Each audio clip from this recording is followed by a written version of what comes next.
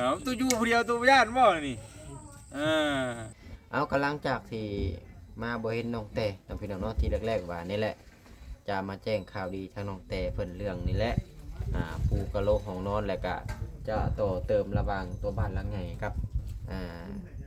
ห้องน้ำอะไรเพราะว่าคนมันสาดเข้ามาเนาะพอดีว่ามีแม่ใจดีหรือว่าทางผู้หลักผู้ใหญ่เพิ่นก็ฝากเงินมาให้บ่เห็นเป็นที่เรียบร้อยเนาะเป็นจำนวนเงิน 9,000 บาทเนาะพี่น้องเนาะก็คือจำนวนเงิน 9,000 บาทนี่ก็หลังจากที่เฮาปูกะโหลเสร็จสิ้นเป็นที่เรียบร้อยหลังจากที่ซื้อกะโหลนี่18 แก๊สเนาะพี่น้องเนาะค่าสร้างนี่เพิ่นเอาเป็นแมตเนาะพี่น้องเนาะหรือว่าเพิ่นเอาเป็นแก๊สอย่างน่ะ80,000เนาะพี่น้องเนาะ80,000ก็ตกอยู่แก๊สละ100กว่าบาทเนาะพี่น้องเนาะมันก็มี18แก๊สแล้วก็รวมทั้งค่าปูนน้ำแน่เนาะพี่น้องเนาะแล้วก็เงินในจำนวน 9,000 นี่หลังจากที่เฮาปูกะโหลไปมันสิเหลือเท่าใดก็จึงจะเอาไปต่อเติมโตด้านหลังเนาะพี่น้องเนาะ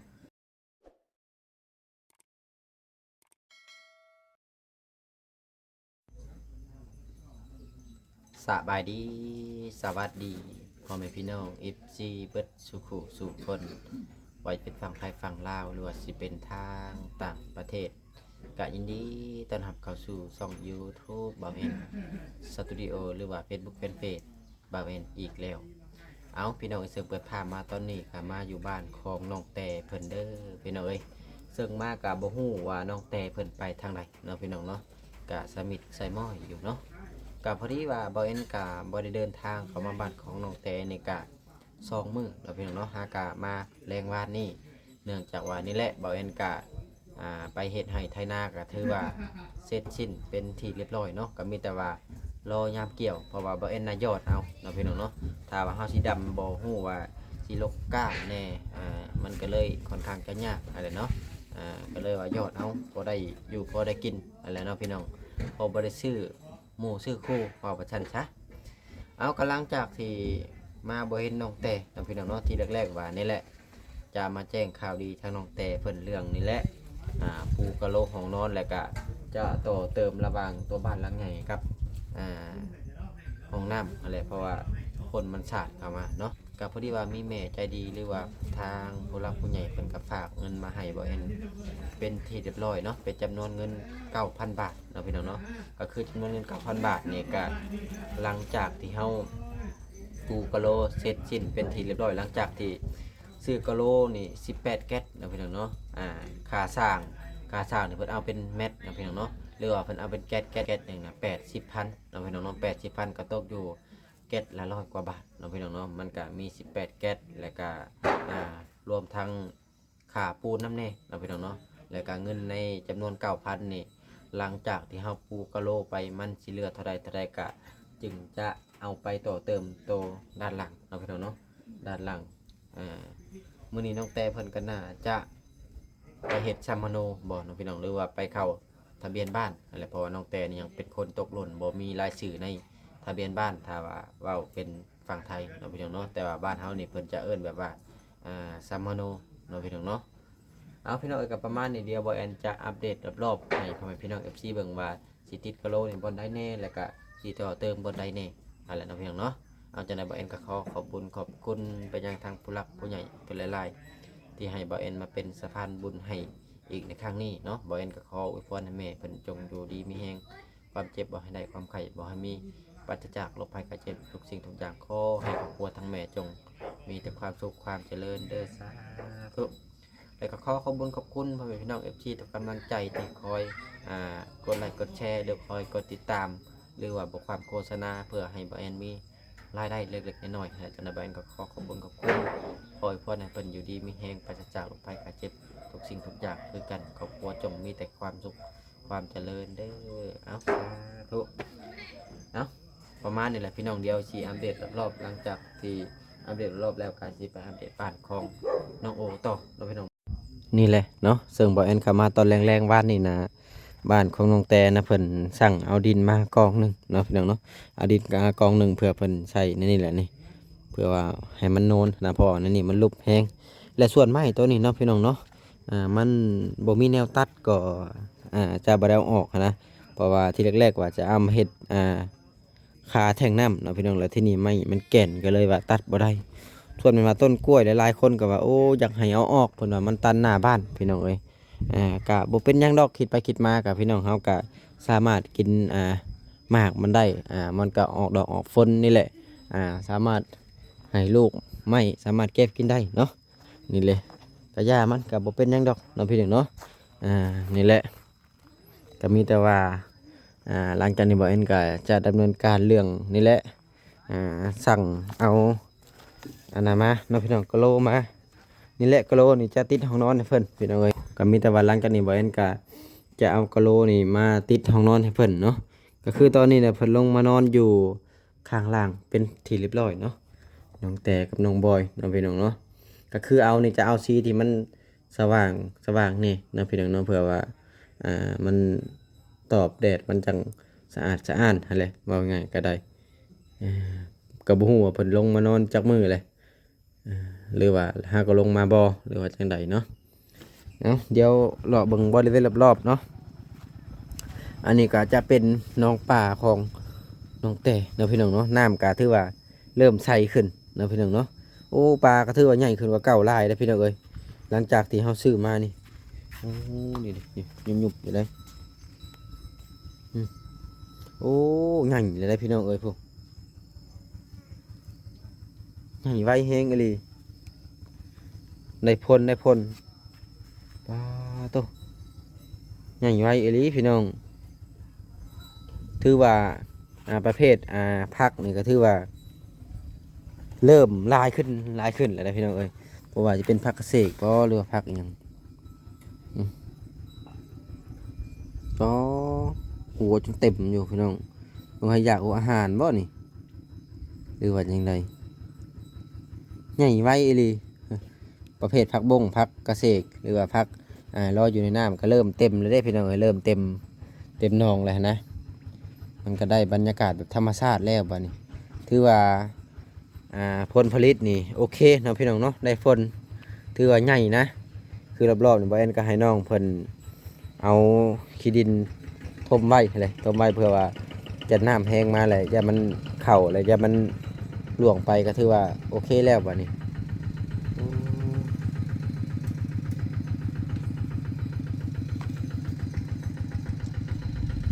นี่แหละปลา300 ตัวเด้อพี่น้องเอ้ยแล้วเดี๋ยวจะให้เบิ่งบอลบาแอนจะต่อเติมอีกเนาะหลังจากที่ปูกะโลเสร็จสิ้นอะไรเนาะเพราะว่าตอนนี้นะมันต่ำกับมันสูงเนาะพี่น้องเนาะมันต่ำกับมันสูงและที่นี่ถ้าว่าสมมุติว่าเฮาต่อเติมข้างต่อไปพี่น้องเอ้ยเฮาจะเฮ็ดให้มันตรงกับหลังคาห้องน้ำเนาะตัวนี้มันต่ำแล้วกระยามันก็มีแต่ว่าเฮ็ดให้มันตรงกับหลังคาห้องน้ำแหละสิเอากันศาสตร์มาใส่ระหว่างตัวนี้พี่น้องเอ้ยระหว่างหลังคาตัวนี้กับห้องน้ำนั่นแหละเอากันศาสตร์มาใส่เพื่อบ่ให้พ่นมันศาสตร์ไปพ่นเด้ถ้าว่าเฮาเฮ็ดต่ำนะครับตัวนี้แหละมันจะไขบ่วิดประตูนี่แหละพี่น้องเอ้ยนี่ถ้าว่าเฮาจะเฮ็ดต่ำแต่ตัวนี้นะมันจะบ่วิดประตูเพราะว่าประตูมันสูงเนี่ยมันสูงกว่าตัวนี้ก็มีแต่ว่าเฮาสิมุงให้มันตรงกับห้องน้ำเนาะแต่ว่านี่ระหว่างห้องน้ำกับตัวบ้านหลังใหญ่มันก็จะได้อยู่ประมาณสัก2 เมตรเอาพี่น้องเนาะ2 เมตรจะใส่เสานี่เสาหนึ่งเลยก็จะเกาะออกมาด้านนี้ก็ถือว่าโอเคนะพี่น้องเนาะก็จะประมาณจัก3 เมตรนะพี่น้องเกาะออกมา3 เมตรแต่ว่าจะเอาเพียงกับตัวนี้เลยก็จะยิงกับตัวนี้เดี๋ยวบอยเอ็นก็จะไปขอบทั้งผู้รักผู้ใหญ่เพิ่นก่อนคนจะเพิ่นเฮ็ดก่อนนั่นแหละว่าสิเกาะออกมาก็มีแต่ว่าใส่เสาหนึ่งก็ถือว่าโอเคพี่น้องเอ้ยใส่เสาหนึ่งนี่แหละถ่ายให้เบิ่งบรรยากาศเนาะก่อนเฮาจะก็ออกแต่ว่าประตูใครเข้าในนะพี่น้องเนาะประตูใครเข้าในตัวนี้กระวิดอยู่แต่ปัญหาคือย่ามันต่ำเกินไปก็มีแต่ว่าแก้ปัญหาก็คือก็ข้างเทิงไปแหละถ้าว่าเขาจะก็ข้างหลุมก็ใส่ล่างน้ำก็ได้อยู่แต่มันจิบ่งามปานใดก็มีแต่ว่าก็ข้างเทิงเฮ็ดแบบเก่านี่แหละพี่น้องแบบเก่านี่แหละเดี๋ยวว่าเอ็นก็จะได้สั่งไม้มาอีกคือเก่าไม้เมื่อกี้นี่ก็บ่ฮู้ว่าจักเส้น1 2 3 4 5 6 7 8 9 9เส้นไม้เมื่อกี้นี่เนาะไม้9เส้นพี่น้องเอ้ยก็ถือว่าฝนก็บ่ได้ตกแล้วตอนนี้แต่ว่ามันเวลาที่ฝนตกมาแล้วมันสาดมาในนี่พอดีนะแล้วที่นี่แม่เพิ่นก็เลยว่าอยากเกาะออกมาให้ทั้งน้องเนาะเว้าง่ายๆก็ได้นี่แหละเอาประมาณนี้แหละน้องแต่ก็บ่อยู่ว่าสิมาแจ้งข่าวดีก็พอดีว่าสิไปทางบ้านของหนุ่มโอเพิ่นก่อนบัดนี้เอาถือว่าตอนนี้ทางสร้างเพิ่นก็พักผ่อนเป็นที่เรียบร้อยเนาะก็มีแต่ว่าช่วงแรงๆเพิ่นแหละเพิ่นจึงสิมาดำเนินงานเนาะพี่น้องเพราะว่าเพิ่นเมื่อกินข้าวหั้นนะแบบว่าเฮาก็หรือว่าทางเบาลาวเพิ่นบ่ได้มีงบแบบว่าสิเลี้ยงข้าวอันนั้นพี่น้องเอ้ยก็มีแต่ว่าหลังจากนี้เพิ่นก็เมื่อกินข้าวกินน้ำเนาะถือว่าไม้นี่เพิ่นกบออกมาแบบได้ดีพี่น้องงามเครื่องอุปกรณ์นี่ถือว่ากบทุกอย่างอะไรนี่แหละหนุ่มโอก็โอ้ยืนแย่งเฮือนงามอยู่เอาสบายดีหนุ่มโอแย่งตลอดเนาะอย่าแย่งหลายเด้อมันสิเกี้ยงเด้อทางน้องแต่นี่ยังบ่ทันมาเนาะเพิ่นไปไสน่ะรู้จักบ่เจ้าไปซินูบ่ ไปยังน่ะรู้จักบ่เพิ่นไปทำสัมมโนบ่ไปเข้าซื่อบ่สบายดีคือกันเอาไปใช้ยาวน้ำก่อนเนาะเจะหน่อยเนาะเจะหน่อยจะออกไปเปิดร้านค้าสิไปน้ำโอเห็น บ่ได้ขอแดด ไปกับน้องโอ คงใส่เสื้อกันหนาวเนาะ เนาะ อบผิวจะข้าวกับพ่อแพทย์นี่บ่ ยันขาวยันขาว เอาน้องโอ พ่อแพทย์เป็นคนขี้ข้านบัดนี้ เนาะดูอยู่เลย ดูหน่อยหนึ่งบ่ เป็นนายสร้างเพิ่นไปทางไหนน้องโอแปลไม้ก่อนดีกว่า เดี๋ยวไม้ติ เพิ่นไปเอาไม้บ่แม่นเพิ่นพักเที่ยงบ่เดี๋ยวเขามาเบิ่งไม้ก็เด้อพ่อแพทย์เด้อเงาแฮงจะไม้เพิ่นพ่อแพทย์นี่แหละ แม่นไม้6-7 เมตร เงาแฮงอีหลีไม้นี่บ่แล้วซื้อมาใช้คือเงาแฮงแต่นี่น่ะสนใจสิเฮ็ดอีกได้หลังหนึ่งได้ไม้นี่ก็งามแฮง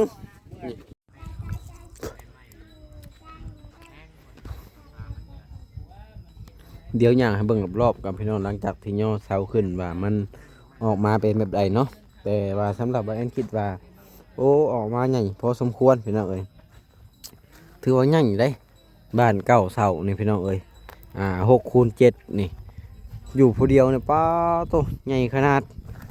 ไม้ก็ยาวๆพี่น้องเดี๋ยวให้เบิ่งมุมรอบๆก่อนย่างให้พ่อแม่พี่น้อง FC ป้าลุงเบิ่งอะไรเอาง่ายๆก็ได้ถือว่าโอ้ถ้าว่าเพิ่นเอาขึ้นครบเสาโมงนี้แฮงเรื่องเติ่งอยู่ใส่คือใส่คางใส่ข้าวใส่ซีญัวอีหยังต่างๆออกมานี่ป้าโตบ่อยากสิเว้าเลยพี่น้องเอ้ยกว้างคักนี่แหละบรรยากาศช่วงแดดๆเพราะว่าสร้างเพิ่นกลับเมื่อเอาไม้นะเพื่อว่าเอาอุปกรณ์มาให้มันครบอยู่พี่เพราะว่าเพิ่นกบอยู่เฮือนเพิ่นเองนะพี่น้องเนาะเพิ่นบ่ได้เอามากบอยู่ในพื้นที่นี่อันที่จริงแล้วก็กบได้อยู่แต่ว่าเพิ่นว่ามันแดดนะพี่น้องเนาะเพิ่นก็เลยกบอยู่เฮือนอยู่ซานถือว่าคักหลายพี่น้องเอ้ยเสานี่ก็แบบโอ้ได้แบบทุกอย่างเลยนับแต่เสาลุ่มเสาเทิงถือว่าโอเคนะพี่น้องแบบว่ามาตรฐานแบบร้อยนะว่าง่ายๆก็ได้ก็เฮือนเสาปูนแบบว่าป้องกันปลวกนะพี่น้องปลวกมันก็จะขึ้นบ่ได้แต่ว่าถ้าว่าเฮาใส่เสาไม้นี่มันก็อยากมีปลวกแน่แหละว่าง่ายก็ได้เนาะพี่น้องนี่แหละถือว่าเพิ่นเอาขึ้นแล้วเพิ่นก็สิได้ใช้ขอซองแล้วก็สิได้ปูแป้นหรือว่าเพิ่นสิขึ้นมุงราคาก่อนบ่ตัวนี้เฮาก็ยังบ่แน่ใจพี่น้องเอ้ย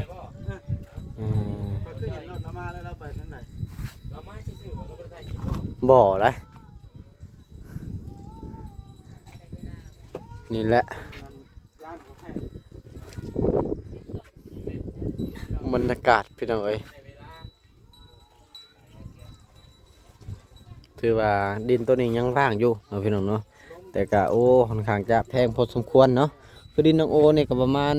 10 คูณ 20ก็55,000เนาะพี่น้องเนาะก็ถือว่ายังได้หลายหลอกหลายตอนอยู่ถ้าว่ามีคนซื้อในขณะนี้นะ ไปได้ไหมบ่บอสไปซื้อนะเงินก็ให้ไปแล้วเนาะ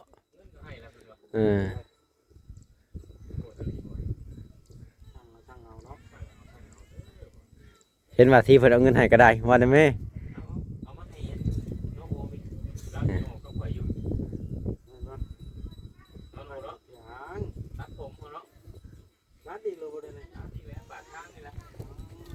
พอแพทย์แล้วบริทอนได้พอแพทย์นะ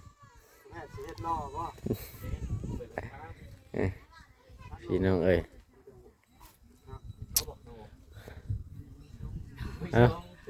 ประมาณนี้แหละพี่น้องเอ้ยสำหรับคลิปนี้กับมุ้ยยังลายถือว่าค่อนข้างจะแดดแล้วก็ซ้ำเพิ่นกับเมื่อกินข้าวกินน้ำเลยเอากับบ่มีแนวสิถ่ายให้พ่อแม่พี่น้อง FC เบิ่งได้บัดนี้เดี๋ยว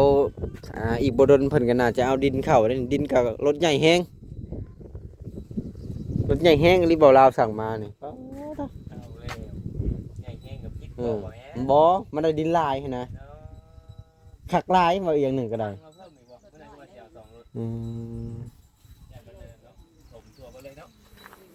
โนนขักปัญญังเนาะเพื่อทมดินแล้วนี่พอดีเลยกับหูคานนี่เนาะเย็นมันโล่ง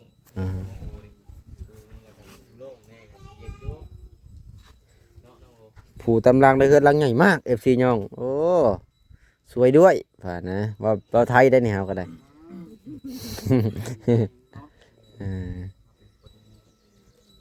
บุญลายก็มูFC ป่ะ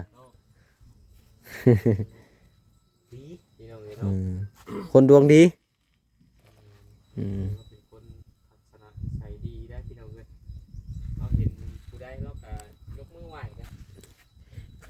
เอาประมาณนี้ละจ้ะพี่น้องเอ้ยสำหรับคลิปนี้ก็บ่ได้มีหยังหลายเนาะเดี๋ยวก็จะขอโตจบคลิปหลายๆบัดนี้พี่น้องเอ้ย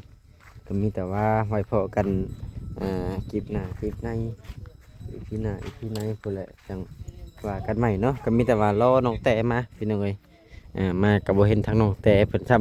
ำก็มีแต่ว่าพุ่นแหละน้องเพิ่นมาก่อนจังสิแจ้งข่าวดีทั้งน้องเพิ่นเนาะก็คือหัวเพิ่นนี่ก็โอ้คักลายพี่น้องบัดนี้แบบว่าสัตว์ชาวสิ่งนี่บ่สามารถจะเข้าไปรบกวนในพื้นที่ของเพิ่นได้เนาะเพราะว่ามันเป็นตะข่ายเด้พี่น้องเป็นตะข่ายมันก็สิแน่นาชื่อจิตกว่าฮอนเฮือนเฮานี่ยังบ่มีสำนองแต่เด้